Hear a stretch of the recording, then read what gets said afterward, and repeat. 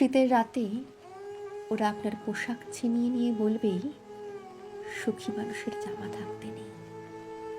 মুখ থেকে খাবার কেড়ে নিয়ে বলবে ক্ষুধাই পরম সত্য। বাস্তুহারা করার পর ফতোয়া জারি করবে সন্ন্যাসীর নামই প্রকৃত জীবন। আর সকল সুখ কেড়ে নিয়ে বলবে জীবনে দুঃখই চিরন্তন। এভাবে সব কিছু হারাবার পর আপনার থেকে যাবে কেবলই আপনার ভাষা, যা দিয়ে যায় না করা চিৎকার ছাড়া আর কিছুই।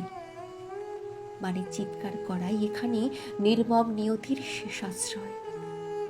সুতরাং চিৎকার করুন সব কিছু হারাবার আগে, যেহেতু ফাঁকা রাস্তায় একা চিৎকারে নিজের প্রতিধ্বনি ছাড়া ফিরে আসবেন আর কিছুই।